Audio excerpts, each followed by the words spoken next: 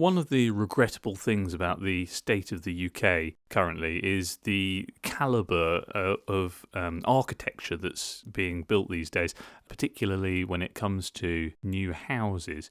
There are some new houses and new housing developments built that are not too bad. Some even quite nice, but there are far too many that are ugly and a blight on the landscape, alas.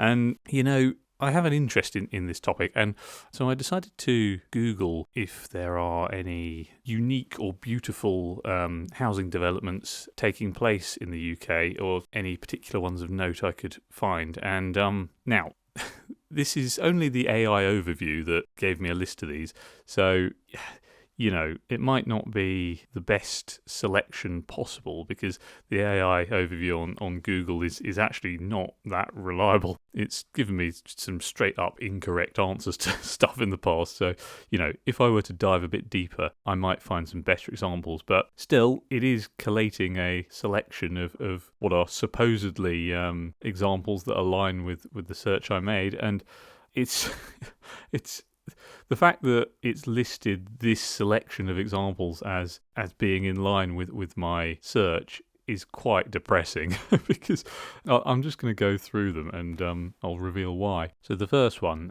Marmalade Lane, Cambridge, is the description of it on the AI summary. An award-winning community-led co-housing development featuring 42 custom-designed homes. The design emphasises social interaction with a large shared garden, a car-free lane, and extensive communal facilities, e.g. large kitchen, lounge, workshop. Okay, so, that sounds, to be honest, that doesn't sound all that appealing, but it sounds interesting, I suppose. You click on the link for it and have a look at the pictures, and yeah, they're pretty uninspiring. It's just, like flat grey blocks of houses. It all looks pretty kind of, somewhat industrial. It's kind of like a storage facility or something.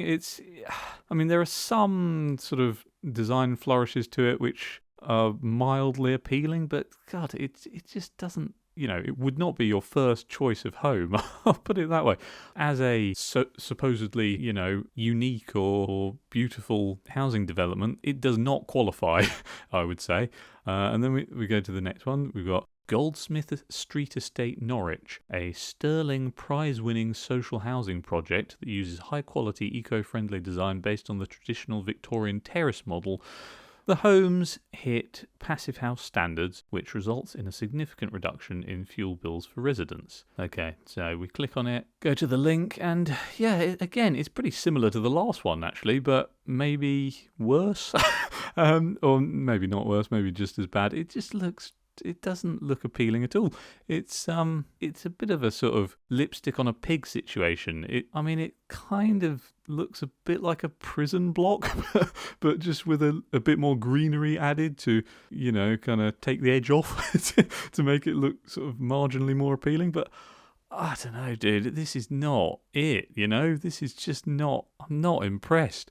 Again, I'll remind you of the search I made. Unique or beautiful communities, unique or beautiful housing developments. These are the first two in the list for the AI overview. This is really not good. This is pitiful so far. So let's go to the next one. We've got Graven Hill, Bicester, Oxfordshire, described as the UK's boldest experiment in self-build and custom-build housing. This large project offers individuals the opportunity to design their own homes on prepared plots.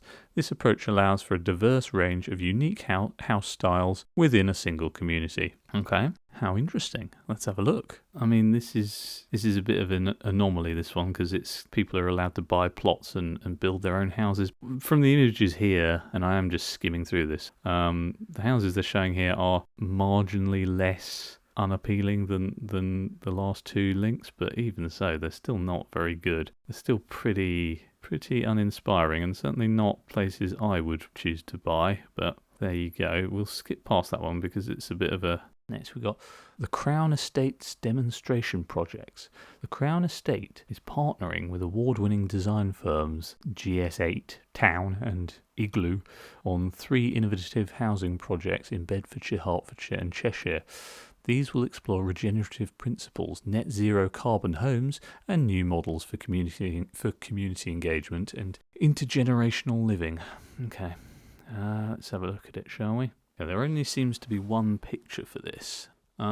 This is the best one so far, easily, based on this one picture. I know that's not much to go on, but, well, I mean, it shows you what's there, so I guess it kind of is. No, this is much nicer than any of the others. It's, you can't really, from this picture, the houses are mostly obscured behind trees and stuff, which is kind of a good thing anyway, it's, having all that greenery around. But so you can't actually see what the design of the houses is like very well. They don't look that interesting. They're kind of, sort of square and blocky, but potentially a bit nicer than what's we've come across so far. And the environment around them is much nicer, and it looks like, sort of nicer community feel there.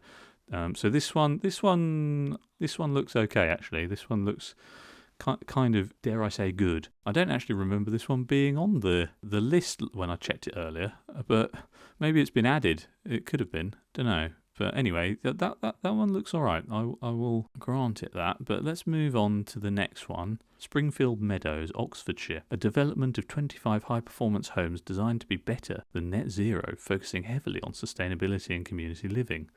Let's have a look at it, shall we? This one actually looks quite nice. I have to admit, it's not... Yeah, no, you know what? This one actually does look nice. This one is just nice. I will say, but again, I don't think this was on the list when I checked earlier. I think the list might have changed, which I guess is plausible with the AI just sourcing different links. So this one does look quite nice. Yeah, it's in a nice green environment. The designs for the houses are not too bad. They're not the most amazing thing ever, but they are novel and they are somewhat pleasant. Yeah, I quite like this one. I do quite like this one. Not all of the houses are that nice, but at least some of them are. So that's something. Yeah, this is the kind of development I approve of. It's a bit nicer. It's kind of puts the residents into a natural feeling environment. It's not some awfully urbanized dystopian hellhole. It tries to nest the residents in nature, and that's nourishing for the soul. So I approve of this one. Even if they could do slightly better on the architecture. They've done a decent enough job that this looks like it would be a pleasant community to live in. So this one has my seal of approval. That's the Springfield Meadows, Oxfordshire. Okay, so let's look at the final one on the list. Poplar Riverside, East London. Part of a £2.5 billion regeneration plan, this project will provide up to 2,800 new homes with a placemaking approach that prioritises local well-being, green spaces and community facilities. Oh, again, this is different. Yeah, they've definitely, yeah, the list has changed from when I searched it earlier. So, funnily enough, so I went searched this earlier, and I was going to make this video basically bemoaning the dire state of affairs in the country, given that I made this search and all the examples I was given by the AI overview, taking that for whatever it's worth, were not very appealing. I mean, the first two on the list are the same as what I searched earlier, I think, or what I found earlier, which aren't very nice. But there was another one in the list which really depressed me, which just looked like something from the Soviet Union or something, and it was dreadful. But that's not on here anymore. That's been replaced by something else, and a couple of the others I've looked at also weren't on here earlier. The latter, in fact, the whole latter section of the list was not on here. It seems to be, it has changed a lot. It's just the first two or three that are still the same, I think. So that's kind of good. I mean, the video's taken a different turn to what I thought it was going to be, because I was going to discuss how, like, if that list of shitty examples was all that was coming up for what are supposedly unique or beautiful housing developments, then that really would be indicative of a dire state of affairs. And, you could say it still is in a way, because these types of developments are clearly rare. Most housing developments you pass aren't that appealing, unfortunately. A lot of them are, they're built cheaply, they're ugly, they're very small, they're all crammed in together, they're just made for pragmatism over all else, really. Cost-cutting pragmatism, no consideration to beauty or, what's important to the spiritual foundation of the country or just the kind of psychological well-being of the residents or any of that. It's just what plot of boxes can be erected as fast as possible to sell off. But no, anyway, I'm kind of rambling a bit here. I don't know what direction to take this video in now that I've been surprised by this. But I suppose, we could do with more of this, couldn't we, for these kinds of developments, with more of the good ones I'm talking about.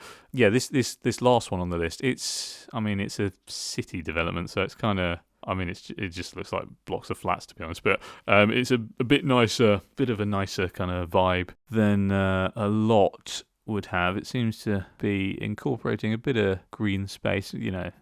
Nothing too fancy, nothing too great, but it's better than not having it at all. Yeah, this one, I almost wouldn't even count this one on the list. It just seems to be kind of standard blocks of flats. So we can kind of discount that one. But the two or three I showed before it are pleasantly surprising. But even so, that's still kind of a low bar. Like, you could do so much better. And I know it's all well and good to say that, but obviously cost is a consideration for the companies doing these developments. It's just, I feel like there's a way to build aesthetically pleasing buildings on a budget. Like, it doesn't have to be just a box, or just some ugly looking terrace or group of terrace houses. It can be we're in a country where our ancestors here built some of the most magnificent architecture on the face of the planet, and now there's just no ambition to do that for most people who have the power here. For most people who are doing the building these days, it's just so dispiriting. All this ugly architecture subsuming the landscape and crowding out all the beauty that was here before, built by more ambitious and more spiritually in touch people who were who actually cared about beauty, who were sort of in touch with the divine, dare I say, inspiring them to make something, to sort of enhance the beauty of the world, to craft these temples of reverence to the god they worshipped and what have you. And beyond that, just the residents for, civilians. They were all much nicer back in the day. Anyway, I don't even know if I'm going to post this, but my general point is we could do with a bit of a radical revolution in the mindset of how we approach building houses and architecture generally, quite frankly, in this country, because the attitude it's approached with now is just so uninspiring, so unambitious, so spiritually devoid. It's awful, and it's a form of rot at the core of the country that's gradually turning into a barren dystopia of concrete and square shapes. It's really not good. There's this whole thing of whenever a new housing development gets initiated somewhere or there's one proposed for a certain area, often the residents will protest it and try and stop it from happening. That happens a lot. And, the justification is that people don't want new houses built. They don't want the countryside paved over. They don't want overcrowding in their area. They don't want more pressure on the infrastructure of their local area. All completely valid concerns. But Roger Scruton made the comment once that people don't really have a problem with new houses being built. They have a problem with ugly houses being built. And I think that's probably true. He said that no one would have a problem with new houses being built if they looked like buildings in Bath, which is true. Bath, for those who don't know, is a very beautiful area of the country full of lots of amazing architecture, much of which was built, I believe, by the Romans. So yeah, I think that's true. If you were surrounded by beautiful, amazing architecture that, filled you with a sense of awe and just kind of overwhelmed you with how magnificent it was, made you feel privileged to be around it, made you feel impressed, all these things, that's actually kind of an appealing prospect, isn't it? More than just a good compromise. Although I would say green spaces are probably still more valuable than that. But even so, that would be a pretty good compromise, having amazing architecture like that around you, rather than the completely unambitious, uninspired, just hideous stuff that is imposed upon us these days.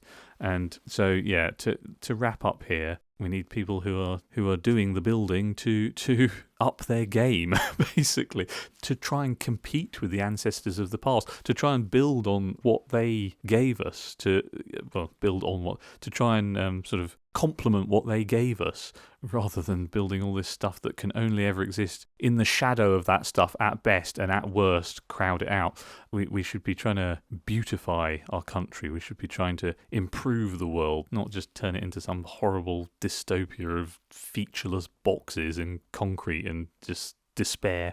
But anyway, what do you think about that? Do you agree with the points I'm making here? Do you disagree? And what do you think of the examples of the developments I've shown on here? Let me know in the comments below. Leave a like if you enjoyed this video as well, and subscribe for more videos like this, about sort of cultural topics, political topics, that kind of thing. Bye.